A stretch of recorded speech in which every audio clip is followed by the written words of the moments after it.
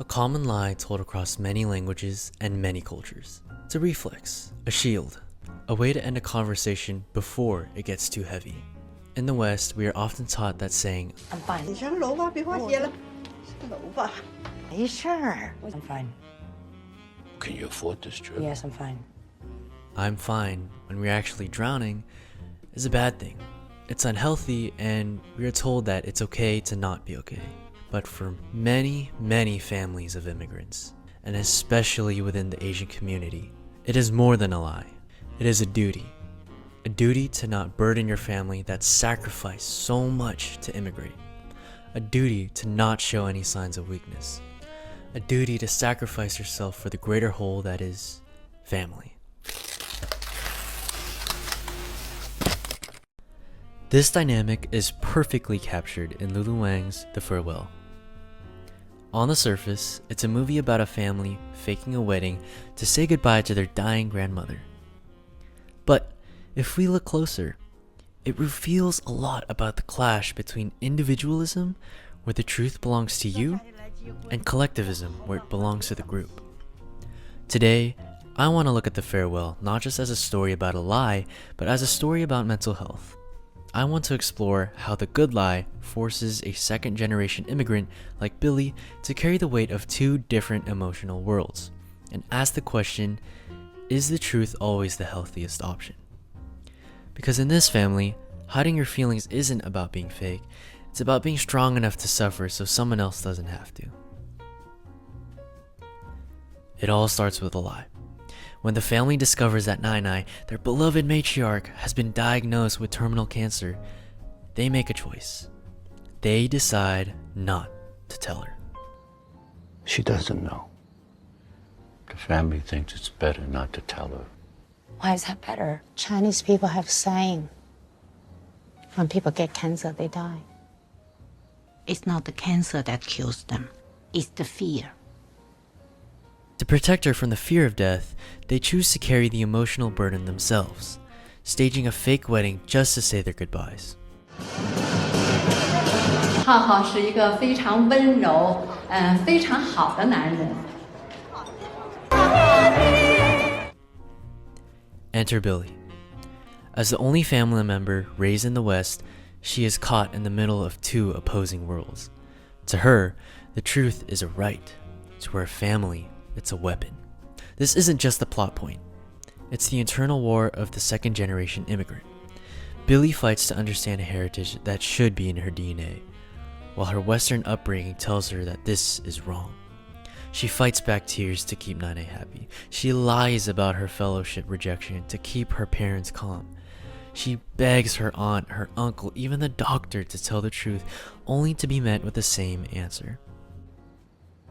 I need to call her. You can't do that. I need to go see her. You can't do that. Shouldn't we tell her?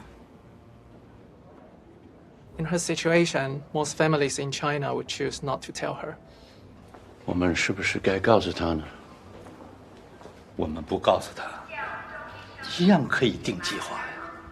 只是在美国，我们不可以这样做的，不是不可以，不允许。这是 illegal. How do you say illegal? 违法，在美国是违法的。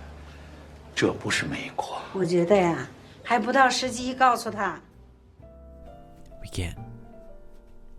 Billy isn't just fighting for the truth. She is fighting the feeling of being a foreigner in her own family. You can physically see the toll this lie takes on Billy. Throughout the film, she is visibly weighed down.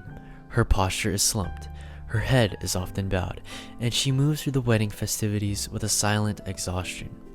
She is trying to bottle up her grief to avoid being a burden.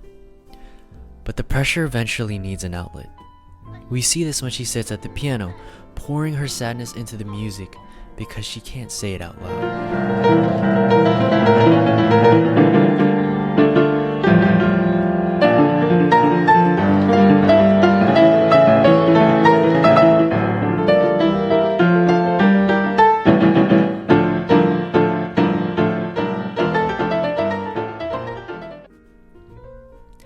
Later, When she finally opens up to her mother about the trauma of leaving China as a child, her mother shuts it down, comparing open displays of grief to putting emotions on show like a zoo.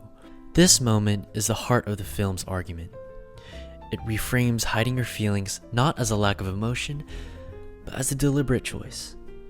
In the West, expressing emotions is seen as healthy, but in Billy's family, and many other immigrant families, silence is viewed as a form of discipline, a way to keep the peace for everyone, even if it's hard on the individual. It is easy to look at this dynamic and label it as toxic or repressive, but to dismiss it like that is to miss the point. Billy's family doesn't hide the truth because they are afraid of reality. They hide it because they love Nai enough to carry that reality for her. They treat their grief as a service, a weight they volunteer to lift so she doesn't have to. For those of us caught between cultures, this perspective is vital. It allows us to stop judging our families through a Western lens and start understanding the sacrifice behind their silence. Whether or not you agree with the lie, the film teaches us that there is no single right way to grieve. The farewell reminds us that sometimes love looks like being completely honest, but sometimes it looks like silence. Now I want to turn this over to you guys.